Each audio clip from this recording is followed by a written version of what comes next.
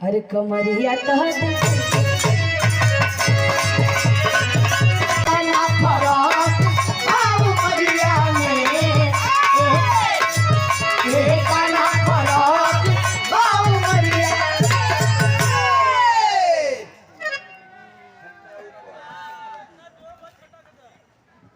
अरे किए तना फरक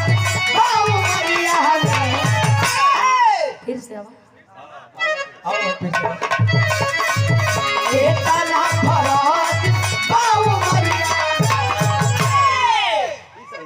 सही है। अरे कमरिया का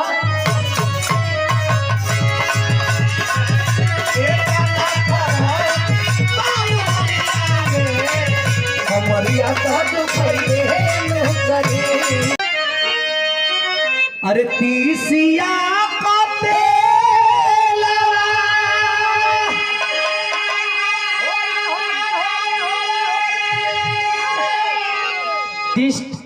एक अपना अभिनय करता है, लोगों को फिल्म दिखाता है तो लोग कहते हैं, लेकिन जो आर्टिस्ट अभिनय करता है उस पर्दे के पीछे सैकड़ों लोग काम करते हैं। स्पोर्ट बॉय से लेकर के मेकअप मैन से लेकर के स्क्रिप्ट मिनिस्टर से लेकर के डायरेक्टर से लेकर के डांस मास्टर से लेकर के सभी लोग रहते हैं, तब जाके एक हीरो अपने रोल अपने किरदार को अच्छे तरीके से निभा पाते हैं।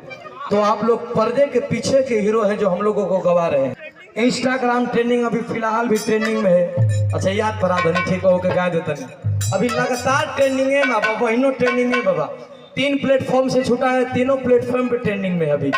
मास्टर अब तो नहा हो जाओ।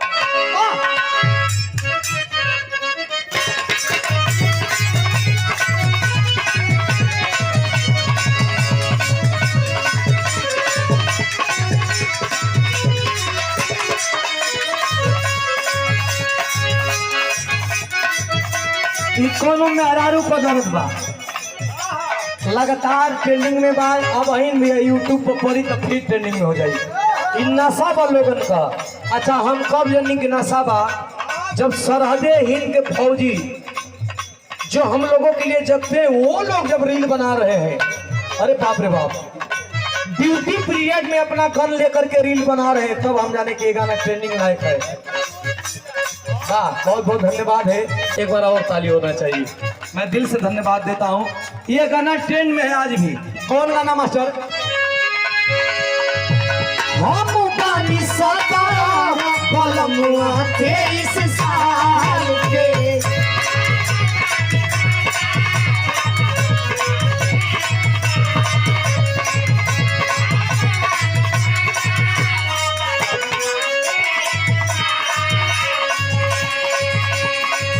भौजी रे जिंदगिया राखी खाता रे डाल के,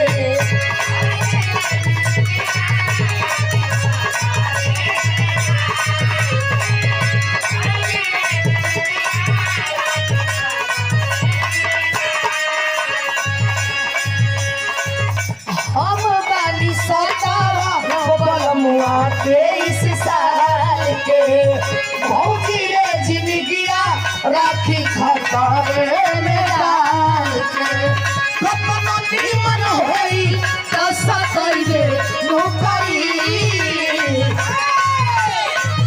कतना मन होई कैसा कइले नौकरी। ओहो एतना फरक आउ मरिया में, एतना फरक आउ मरिया।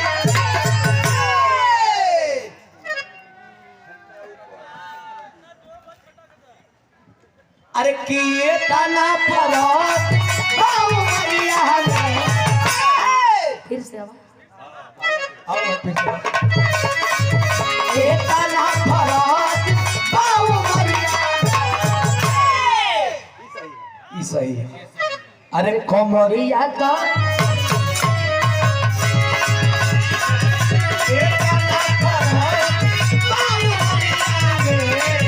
कमरिया का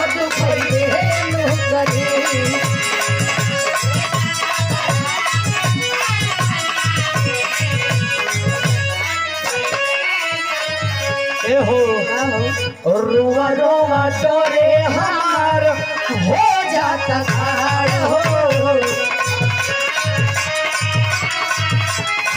जाता खाड़ हो। अरे दिया दिया अरे आई जा तू बड़ी है के सोची सोची देहिया में लागत में खाड़ हो बाबा भैया लागत के खाड़ हो।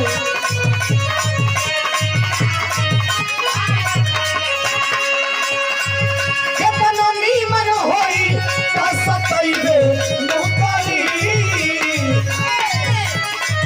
केतनो नीमन होई त सतैबे नौकरी एक ना फरत बाबू भैया ने एक ना फरत बाबू।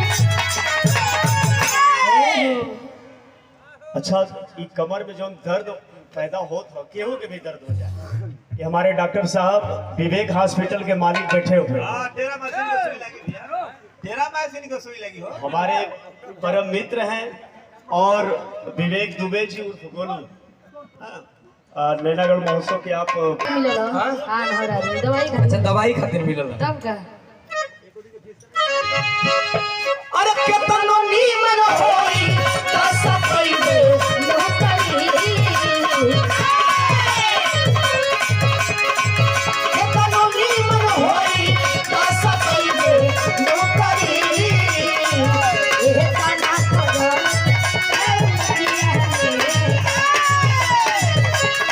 एक ना फरत बाबू भैया ने।